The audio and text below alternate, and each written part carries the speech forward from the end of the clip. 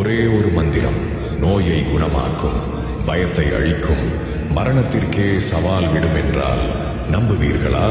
இது மாயமல்ல, இது கதையும் அல்ல. இது தெய்வீக சக்தி நிறைந்த உயிருள்ள அதிர்வெண். இதுவே மகா மிருத்யுஞ்சய மந்திரம். இந்த புனித மந்திரம் பழமையான ரிக் வேதத்தில் தோன்றியது.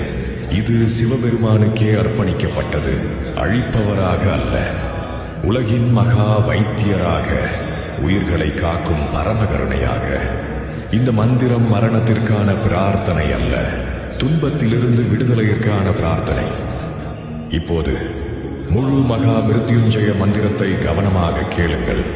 ஓம் திரியம்பகம் யஜாமஹே சுகந்திம் புஷ்டி வர்தனம் உர்வாருகமிவ பந்தனான் மிருத்யோர் முக்ஷீய மாம் அம்ருதாத். அதன் அர்த்தம் இதுவாகும். 3 கண்களையுடைய சிவபெருமானை நாம் தியானிக்கிறோம். உயிர்களை வளர்த்து பாதுகாக்கும் தலைவனை வேண்டுகிறோம். பக்குவமான பழம்வல்லி கொடியிலிருந்து வலி இன்றி பிரிவது போல் எங்களை மரண பந்தத்திலிருந்து விடுவித்து அமரத்துவ நிலைக்கு கொண்டு செல்லட்டும். இந்த மந்திரம் ஒரே நேரத்தில் 3 நிலைகளில் செயல்படுகிறது. உடல், மனம், ஆன்மா.